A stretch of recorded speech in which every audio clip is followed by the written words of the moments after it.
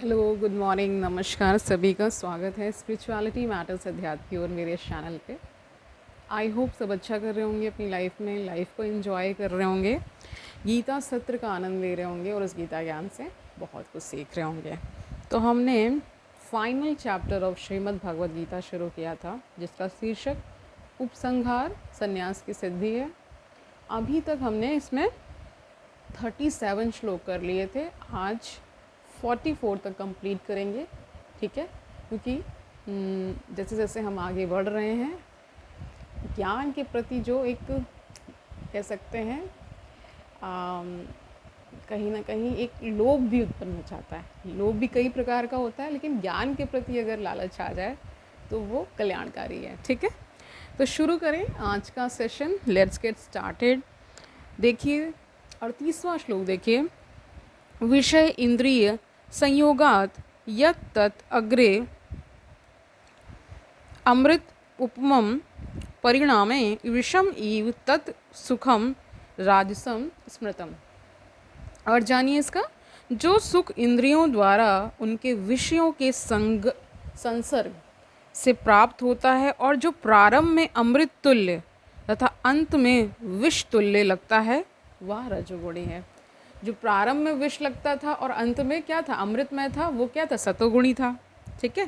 सात्विक सुख कहलाता है। यहाँ पे जो प्रारंभ में अमृत तुल्य लग रहा है ना, और बाद में क्या है, उसका अंत क्या है, विष तुल्य हो जाता है, वह ऐसा सुख, ऐसा जो भी कह रहे हैं कि ऐसे जैसे पाप कर्म करते ही हैं हम सब, तो उसमें स्टार्टिंग में क्या लगता है कि बहुत सुख है, बहुत सुख है, और वो अंत में क्या हो जाता है, विष तुल्य हो जाता है। तो ऐसे सुख को बताया गया है, रजुगुणी कहलाता है ना। इसका तात्पर्य देखिए, जब कोई युवक किसी युवती से मिलता है तो इंद्रियां युवक को प्रेरित करती हैं कि वह उस युवती को देखे, उसका स्पर्श करे और उससे संभोग करे। प्रारंभ में इंद्रियों को यह अत्यंत सुखकर लग सकता है, लेकिन अंत में या कुछ समय बाद वही विष तुल्य बन जाता है। तो ये बहुत ही कॉमन एक्सप्लेनेशन है और बहुत ही कॉमन उदाहरण लिया गया है। क्या लिया गया है कि जो आजकल चलता ही है, गर्लफ्रेंड बॉयफ्रेंड जो भी आप देखते हैं इस दुनिया में, स्टार्टिंग में पहले वो एक दूसरे के पीछे भागते हैं, फिर वो एक दूसरे से भागते हैं, है ना। तभी तो सारे क्लैशेस आते हैं। वरना स्टार्टिंग में जो चीज़ें बहुत अच्छी लग रही थी, बाद में वो इतनी कुरूप कैसे हो गई कि लोग एक दूसरे का मर्डर करने पे आतुर हो जाते हैं ना। तो वही यहाँ पे बता दिया गया, शास्त्रों में भी इसका मतलब मिल रहा है एक्सप्लेनेशन के तौर पर ही, तात्पर्य में ही हम पढ़ रहे हैं कि जब स्टार्टिंग में सारा फेज़ अच्छा लगता है, जो चल रहा होता है बहुत सुखमय लगता है, और बाद में वही विषतुल्य हो जाता है, ठीक है। तब वे विलग हो जाते हैं और या उनमें तलाक यानी विवाह विच्छेद हो जाता है। फिर शोक विषाद इत्यादि उत्पन्न होता है। और आजकल देखिए बहुत सारे शिप आ गए हैं, है ना। आपने सुना होगा सिचुएशनशिप, है ना। इसमें भी बहुत सारे, मैंने उस दिन में देख रही थी, बहुत सारे एक्सपर्ट्स भी इस पे बहुत सारी राय देते हैं, ठीक है। यहाँ तो पति पत्नी का उदाहरण लिया गया है कि संबंध विच्छेद हो जाता है और तलाक ले लेते हैं लोग। लेकिन आज के युग में लिव इन का बहुत कॉन्सेप्ट चल रहा है, तो वहाँ पे भी यही प्रक्रियाएं होती हैं। स्टार्टिंग में सब अच्छा अच्छा लगता है, वही इंसान बहुत इतना प्यारा लगता है कि उसके लिए जान देने के लिए, और फिर बाद में उसकी ही जान ले लेते हैं, ठीक है। ये देख रहे हैं आजकल हम लोग। तो यही बता रहे हैं, फिर शोक विषाद इत्यादि उत्पन्न होता है। ऐसा सुख सदैव राजसी होता है। जो सुख इंद्रियों और विषयों के संयोग से प्राप्त होता है, वह सदैव दुख का कारण बनता है। अब इसमें मैं बहुत छोटा सा अपनी तरफ से कुछ बताना चाह रही हूँ। वो ये है कि इन सब चीज़ों को आप प्रेम ना समझ लें। प्रेम बहुत ही विलक्षण कह सकते हैं, उसमें बहुत ही विलक्षणता है। प्रेम जिसको होगा वो हमेशा क्या चाहेगा कि दूसरे यानी सामने वाला जिससे वो प्रेम करता है, उसको आप अनुकूलता देते हैं, उसको आप क्या देते हैं, वो जैसा चाहता है वैसा करते हैं, मतलब उसके सर्व कल्याण के लिए करते हैं। उसका जिसमें सबसे अच्छा हित होता है, सबसे बड़ा हित होता है, वो करते हैं। ना कि आज के जैसे युग में आप लोग देख ही रहे होंगे, वैसा नहीं करते हैं।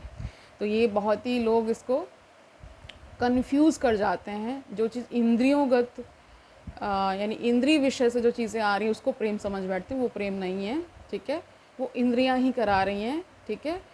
और जो प्रेम है उसमें हमेशा क्या होता है, हमेशा देना होता है, वहाँ से कुछ लेना नहीं होता। प्रेम की ये कह सकते हैं कि प्रेम की जो स्थिति है उसमें ये सब चीज़ें होती हैं, और उसमें जो प्रियतम है वो ईश्वर के समान ही होता है, मतलब उसको आप ईश्वर ही समझ लेते हैं, ठीक है। इसीलिए कह रहे हैं कि वह सदैव दुख का यहाँ पे जो एक्सप्लेनेशन में दिया है तात्पर्य में, कि कह रहे हैं कि वह सदैव दुख का कारण बनता है, क्योंकि इंद्रिय सुख के लिए जा रहे हैं, ठीक है। अतः इससे सभी तरह से बचना चाहिए। तो यहाँ बचने का बताया गया है कि बचिए इन सब चीज़ों से। ओके, अब हम क्या करेंगे, 38 के बाद आएगा 39, ठीक है। तो 39 देखिए, 39वां श्लोक, यत अग्रे चा अनुबंधे चा सुखम मोहनम आत्मनः निद्रा आलस्य प्रमाद उत्तम तत् तामसम उदाहृतम। इसका अर्थ जानिए, तथा जो सुख आत्म साक्षात्कार के प्रति अंधा है, जो प्रारंभ से लेकर अंत तक मोह कारक है, और जो निद्रा आलस्य तथा मोह से उत्पन्न होता है, वह तामसी कहलाता है। तो कह रहे हैं ऐसा सुख जो आत्म साक्षात्कार के प्रति अंधा हो गया है, जो प्रारंभ से लेकर के अंत तक मोह कारक है, और जो निद्रा आलस्य तथा मोह से उत्पन्न होता है, वह तामसी कहलाता है। तो तामसी सुख भी बता दिया गया। इसका तात्पर्य देखिए, जो व्यक्ति आलस्य तथा निद्रा में ही सुखी रहता है वह निश्चय ही तमोगुणी है। जिस व्यक्ति को इसका कोई अनुमान नहीं है कि किस प्रकार कर्म किया जाए और किस प्रकार नहीं, वह भी तमोगुणी है। तमोगुणी व्यक्ति के लिए सारी वस्तुएं भ्रम हैं, यानी मोह हैं। अब भ्रम को मोह यहाँ पे कह दिया गया है, ब्रैकेट में मोह गिवन है। उसे ना तो प्रारंभ में सुख मिलता है और न अंत में। रजोगुणी व्यक्ति के लिए प्रारंभ में कुछ क्षणिक सुख और अंत में दुख हो सकता है, लेकिन जो तमोगुणी है उसे प्रारंभ में तथा अंत में दुख ही दुख मिलता है। तो यहाँ पे तमोगुणी सुख के बारे में कहा गया है कि जो तमोगुणी होते हैं उनको दुख ही दुख मिलता है, क्योंकि वो हर सुख के प्रति अंधे से हो जाते हैं, है ना। उनमें कोई भी इस बात का कह सकते भान, इस प्रकार का ज्ञान ही नहीं आ पाता कि ये क्या है, ये अच्छा नहीं है, ये हमारे लिए अच्छा नहीं है। ये मतलब जो विवेक का कॉन्सेप्ट है वो उनके लिए विनष्ट हो जाता है। विवेक रहित वो कर्म करते हैं और ऐसे सुखों के पीछे भागते हैं जो कि क्या है, उनको अंततः कहाँ ले जाते हैं, विनाश की ओर ले जाते हैं, ठीक है। 40वां श्लोक देखिए, न तत् अस्ति पृथ्व्यां वा दिवि देवेषु वा पुनः सत्वं प्रकृति जय मुक्तम यत् एभिः स्यात् त्रिभिः गुणैः। इसका अर्थ जान लीजिए। इस श्लोक में क्या बताया जा रहा है वो जानिए, इसका पूरा अर्थ आप जान लीजिए, और एक्सप्लेनेशन बहुत एक लाइन का है, ठीक है। तो क्या कह रहे हैं, इसका पूरा अर्थ देखिए। इस लोक में स्वर्ग लोकों में या देवताओं के मध्य में कोई भी ऐसा व्यक्ति विद्यमान नहीं है जो प्रकृति के 3 गुणों से मुक्त हो, ठीक है। तात्पर्य देखिए, भगवान इस श्लोक में समग्र ब्रह्मांड में प्रकृति के 3 गुणों के प्रभाव का संक्षिप्त विवरण दे रहे हैं, वर्णन कर रहे हैं, ठीक है। तो कह रहे इस लोक से लेकर स्वर्ग लोक तक या देवताओं के मध्य भी कोई ऐसा व्यक्ति विद्यमान नहीं, कोई ऐसा व्यक्ति नहीं है जो क्या हो जाए, गुणातीत हो जाए, जो 3 गुणों से मुक्त हो जाए, ऐसा कोई व्यक्ति नहीं है। 41वां श्लोक देखिए, ब्राह्मण क्षत्रिय विषाम शूद्राणाम च परंतप कर्माणि प्रविभक्तानि स्वभाव प्रभवे गुणैः। इसका अर्थ देखिए, हे परंतप, ब्राह्मणों, क्षत्रियों, वैश्यों तथा शूद्रों में प्रकृति के गुणों के अनुसार उनके स्वभाव द्वारा उत्पन्न गुणों के द्वारा भेद किया जाता है। तो इसका कोई एक्सप्लेनेशन नहीं है। 42वां श्लोक देखिए, क्षमा दमः तपः शौचम क्षान्ति आजर्वम एव च ज्ञानम विज्ञानम आसक्तिकम ब्रह्म कर्म स्वभाव जम, स्वभाव जम बोला गया है, ठीक है। इसका अर्थ होता है स्वभाव से उत्पन्न।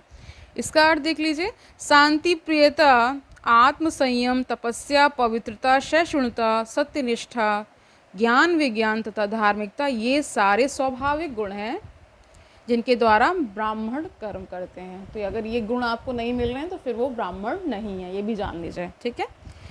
43वां श्लोक देखिए, शौर्यम तेज धृति दाक्ष्यम युद्धे च अपि अपलायनम दानम ईश्वर भावः च छात्रम कर्म स्वभाव जम।